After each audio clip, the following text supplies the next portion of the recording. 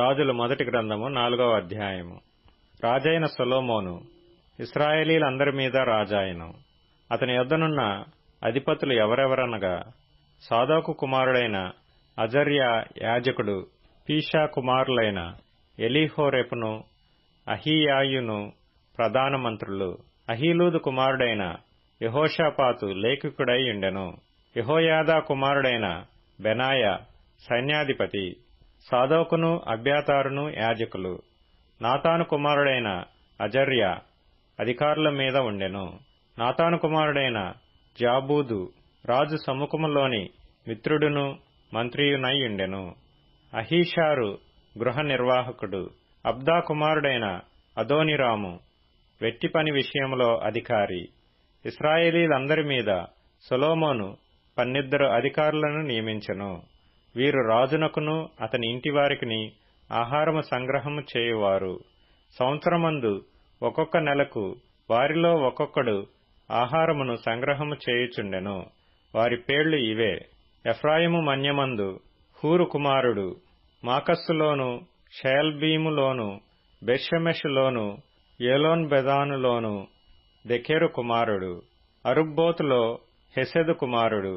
వీనికి కోకో దేశమును హెపెరు దేశమంతయు నియమింపబడెను. మరియు అబీనాదాబు కుమారునికి దోరు మన్య ప్రదేశమంతయు నియమింపబడెను. సొలొమోను కుమార్తె అయిన టాపాతు ఇతని భార్య. మరియు అహీలూదు కుమారుడైన బయనాకు తానాకును, మెగిద్దోయును, బెత్షెయాను ప్రదేశమంతయును నియమింపబడెను.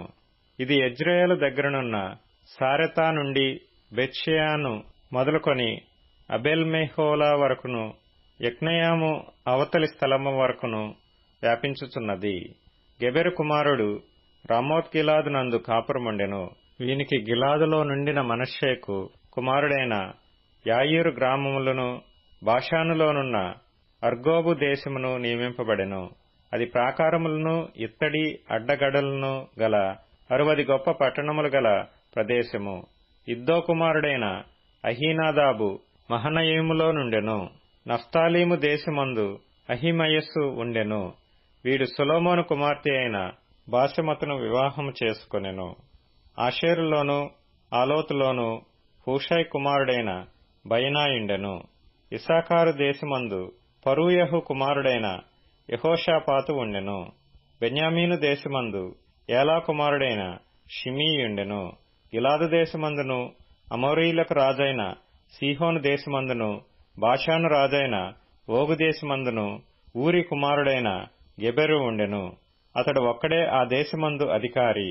అయితే యూదావారును ఇశ్రాయేలు వారును సముద్రపు దరినున్న ఇసుక రేణువులంత విస్తార సమూహమై తినుచు త్రాగుచు సంభ్రమపడుచు నుండిరి.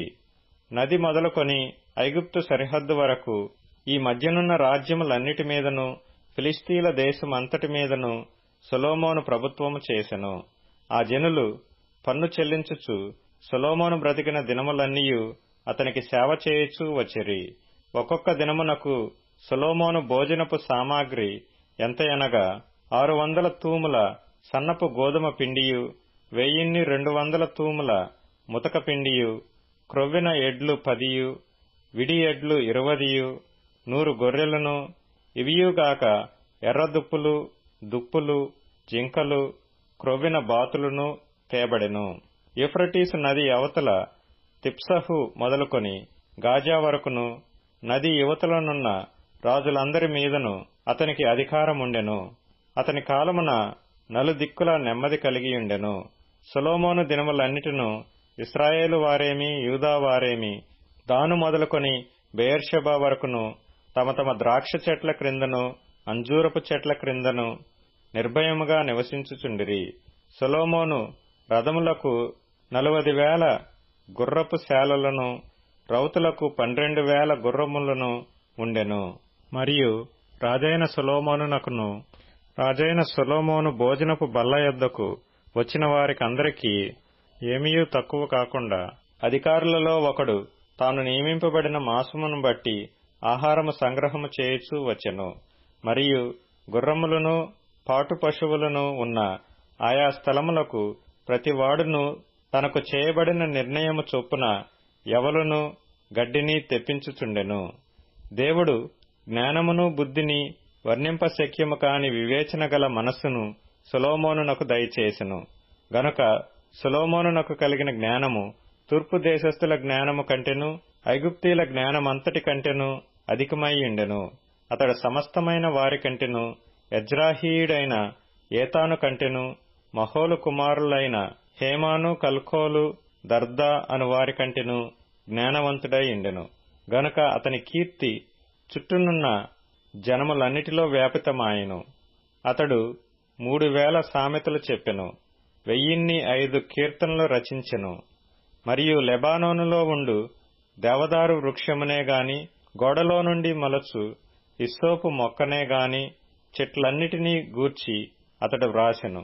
మరియు మృగములు పక్షులు ప్రాకు జంతువులు జలచరములు అను వాటినన్నిటినీ గూర్చియు అతడు రాసెను. అతని జ్ఞానపు మాటలు తెలుసుకొనుటకై అతని జ్ఞానమును గూర్చి వినిన భూపతులందరిలో నుండియు జనులందరిలో నుండియు మనుష్యులు సొలొమోను నొద్దకు వచ్చిరి.